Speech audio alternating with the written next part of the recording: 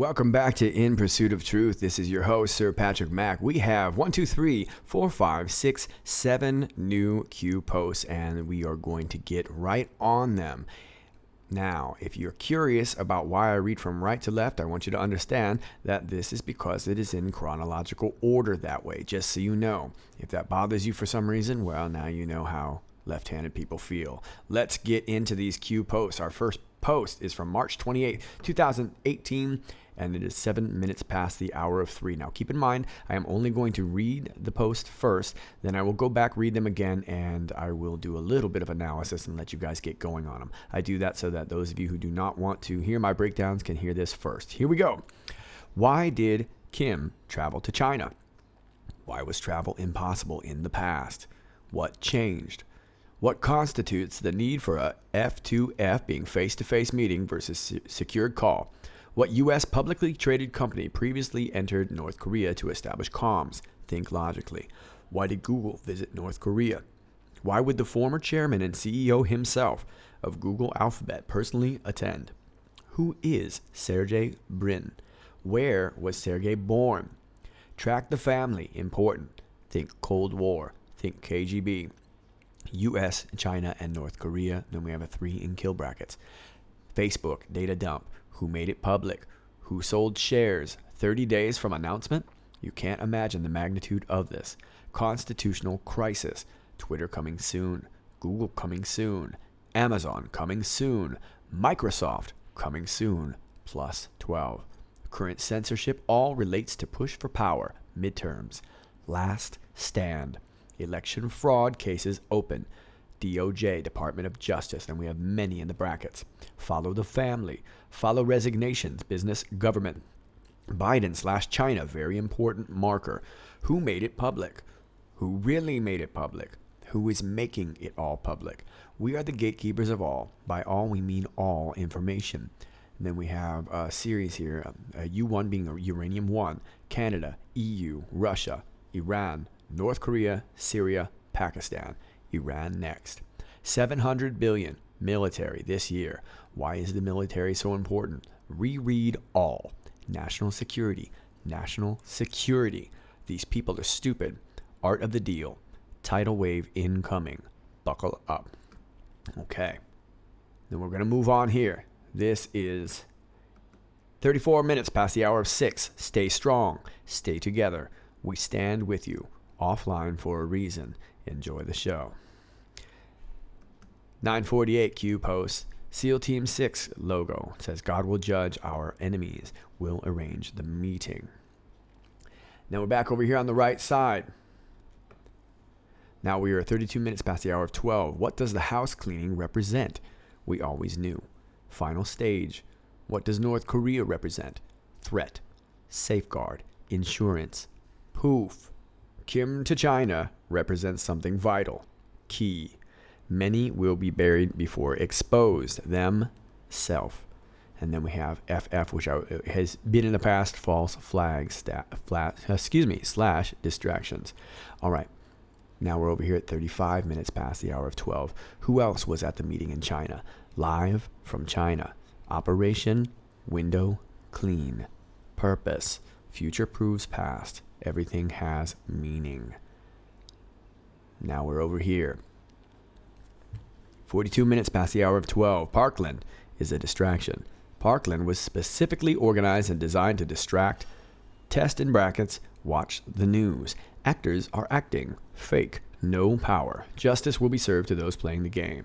And we have all in brackets. Guns are safe. Trust the plan. Q. And then we have one more post responding to an anonymous who has asked to free Flynn, to which Q responds, done in 30. Don't know if it's 30 minutes, 30 days. We'll see. House cleaning. White House secured. Final stage. Q. There you go. There are your Q posts. We're going to go right back over to this first one here for those of you who want to hear any sort of brief breakdown. Now, I have been working. I did not post anything last night. The news, there was so much of it, I didn't even know where to start. And to be honest with you, I was overwhelmed that I didn't feel like I was going to take anybody in any good directions. But of course, Q posts are important. Let's break this down. We're going to go right back to the first one here. Well, why did Kim travel to China? Well, we have a few theories there. We know that Kim doesn't travel much. All right. Why was travel impossible in the past? Well, because quite honestly, he's not just, first of all, the U.S. has tons of embargoes on North Korea. So it makes travel very difficult, makes it costly. And not to mention Kim Jong-un, we're not the only country he's not friends with. There are tons of countries, other than maybe I would say Syria, Egypt. There's not many. China. There's not many places he can go without people that are really, really trying to kill him. So it doesn't make any sense. And considering that they're sort of off on their own, they're sort of autonomous, if you will, nobody really deals with them. And so there's no real diplomatic reasons to actually go, and it's dangerous. Why did Kim travel to China? I'm going to assume he needs help. He either needs help, he wants to surrender something, he wants to give something over, but there's clearly a reason why he's over there. And now there's a lot of theories saying that he's already been deposed and he's just kind of basically a paper tiger at this point. And I tend to agree. I think that's really what's probably going to end up proving to be true. What constitutes the need for a face-to-face meeting for a secure call? Well, if you listen to what I just said, that constitutes the need. If somebody wants to kill him, he needs to go straight to China, straight to some place where he's going to be protected. And as you saw the train, you saw the video, you saw the people guarding. Well, you can see this is still a head of state here. And now, could he be surrendering nuclear codes? Could he be surrendering people as to the organizations that propped him up in the first place? The latter seems to be where I would be interested in, but it could be a number of things in which, you're not, if you're turning over nuclear codes, you're most certainly not turning them over versus, via AOL. And these days, you're definitely not doing it over Facebook. So there you go. What U.S. publicly traded company previously entered North Korea to establish comms? Well, first of all, let me just show you right now. This is as of the Christian Post, and this was October 3rd, 2017. Russian company is now the major provider of North Korea's internet connection. It seems North Korea has added a new ally when it comes to getting connected online. According to Dine Research, a group involved in monitoring international internet traffic, Trans Telecom, has started providing internet according to the Asian country as early as 9:08 a.m. GMT on Sunday. That's all I want to go into there. I just want to show you that it's a Russian company that actually is providing their internet. But not too long ago, and this is May of 2014, this is the Mirror out of the UK, North Koreans allowed Google Maps for the first time to look up directions to concentration camp. So here you get this search engine, and it just shows you how to get to a concentration camp. So I'm sure there's probably no kind of narrative being peddled there or pushed there. And, clearly, since that seems to be the case, Google is obviously responsible there. So I would guess Google. If you want to know who owns who is the provider, it's this Russian company right here. But I'm going to guess Google. Back to this. Who is Sergey Brin? Where was Sergey born? Track the family. Important. Think Cold War. Think KGB. Well, Sergey Brin, this is off of Investopedia. Sergey Brin was born on August 21st, 1973 in Moscow to Jewish parents Michael and Eugenia. Both his parents had graduated from Moscow State University. They shared a 3-room apartment in central Moscow with Sergey's grandmother. Well, Sergey, there's a long story. He was born in Moscow, so he's clearly Russian. Now, I don't want to take you through this whole thing here. His Wikipedia will tell you a lot, almost all you need to know, but I do want to show you right here. He ended up going to Stanford, receiving a fellowship from the National Science Foundation. Brin moved west to begin his graduate study in computer science at Stanford University in California. The university was home to the first server outside of Europe. It was there in 1995 that he met Larry Page at an orientation for new students. The two argued on a number of subjects and became fast friends. At Stanford, Brin was studying ways to develop data mining systems, and Page was exploring a quantitative means of determining the importance of a research paper based on how often it was cited in other papers. Between Brin's data mining and Page's embryonic quantitative system for ranking the value of a given piece of information, they soon realized that they had the makings of what would go on to become a powerful search engine. And what is that powerful search engine, folks? Well, it's Google. And not only is Sergey Brin involved in Google, as you can see right here on just the title of this article here, Sergey Brin is president of Alphabet Incorporated. Okay, so that's Sergey Brin. Let's talk a little bit more about him. Now, this is another article, and I don't really want to go into it. I just really wanted to highlight it. This was another sort of biographical article, but I think it's very important to note that he was born in Moscow, Soviet Union, from a Jewish family. His father, named Michael Brin, and Eugenia Brin, mother, is a mathematician, graduated Moscow State University. In 1979, when she was 6 years old, his family moved to the United States. Okay, so as you start to look, you'll find that both his father and mother were not only mathematicians, they were physicists, and they were brilliant physicists, and their lives may very well have been spared because of that, okay? And they defected to the U.S., and anyway, you can kind of read all about their story. I don't want to get way into them, but just so you know for the Q Post, that's who they are, and that's their family. But let's take it just a little bit further. Now, you might think I'm taking you off on a random goose chase here, but this is 23andMe. Find out what your DNA says about you and your family. Well, you've seen these things before. These are sort of these new DNA tests where you give them a swab of your saliva, and they tell you where you're from, and this and this and this. Well, this is a big one. This one's called 23andMe. Perhaps you've heard of it. It's owned here from Ann Wojcicki. Her name is Ann Wojcicki. Is an American entrepreneur and the co-founder and chief executive officer of the personal genomics company 23andMe. Wojcicki, the youngest of three daughters, was born in San Mateo, California. Her parents are Esther Wojcicki, an educator, and Stanley Wojcicki, a physics professor emeritus at Stanford University.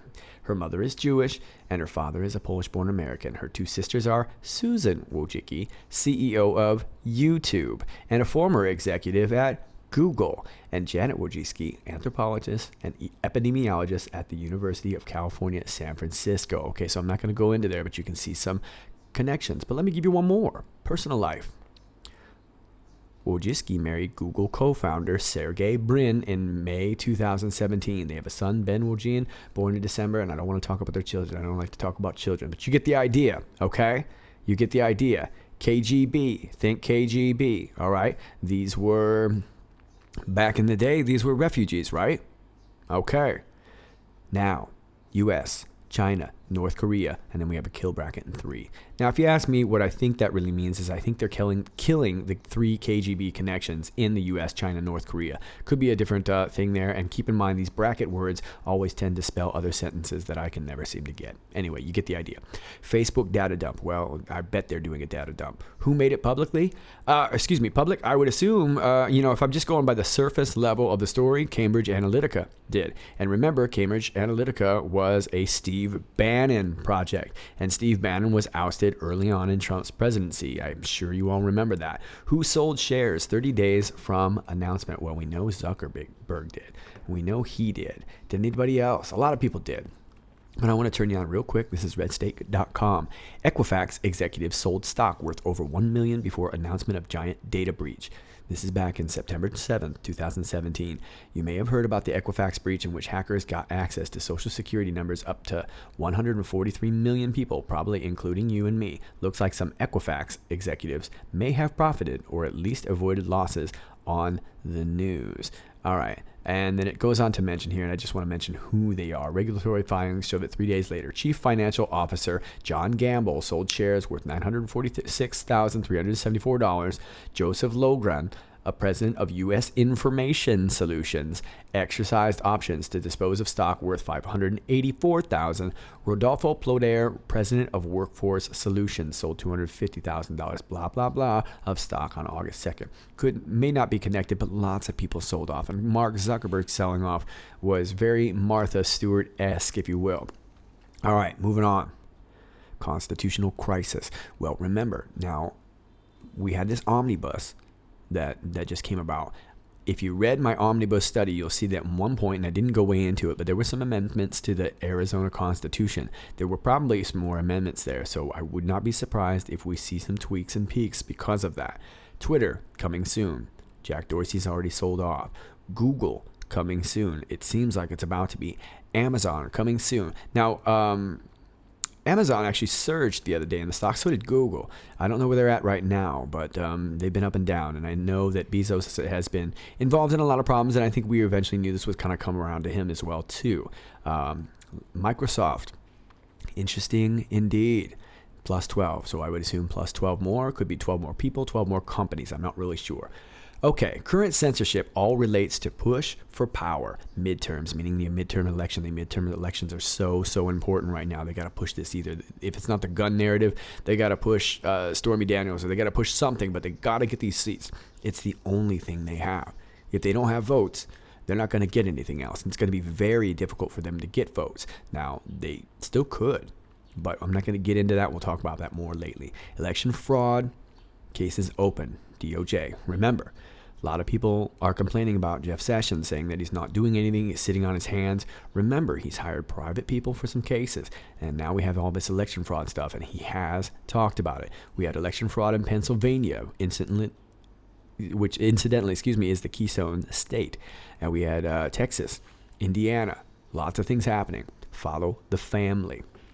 Not really sure what that means, I'm sorry. Follow resignations, business, government. Well, geez, you hardly can anymore. Everyone's been resigning. But I wouldn't be surprised if we see more this weekend. And I want to talk about this weekend, but I'll talk about it later. Biden, China, very important marker. Biden's son involved in lots of real estate in China. It stinks. He made millions, but it stinks. And I think these housing projects might be funneling projects. And I have a theory on that and how it relates to also in Hamas and Obama, and that's another story. But just keep in mind that Joe Biden's son made a bunch of money with real estate, and it's real sketchy, okay? Now, normally real estate is a kind of a strange way to funnel money, but I think it can be done, and we'll go into that at another point. Who made it public? Not really sure. Who really made it public? Still not really sure. Who is making it all public? If you really want to ask my guess, I think it's Edward Snowden. Is Edward Snowden making this all public? Is it somebody else? Don't know. We are the gatekeepers of all. By all, we mean all information. And that's why I think it could be Snowden. I really do. I think there's, if not him, somebody that maybe we know that, could very well have been, pulling this out all along. Now, we get to this. Uranium 1, Canada, EU, Russia, Iran, North Korea, Syria, and Pakistan. Iran next. My only guess is that this is the path in which the Uranium 1 may have traveled. At first, I thought it might be sort of the order in which we handle things, and maybe that is. But to me, this seems like how did all this uranium get sold, to Russia? And we were saying it went to Russia, but how do we know it didn't get anywhere else? Okay, Uranium 1 going through Canada, which makes sense, up into the EU, over to Russia, which is where maybe many of us thought it stopped. But maybe that was how it got to Iran and North Korea, which made them a threat in the first place, which makes Syria a threat in the first place, which made Iran a threat in the first place. Pakistan, who knows?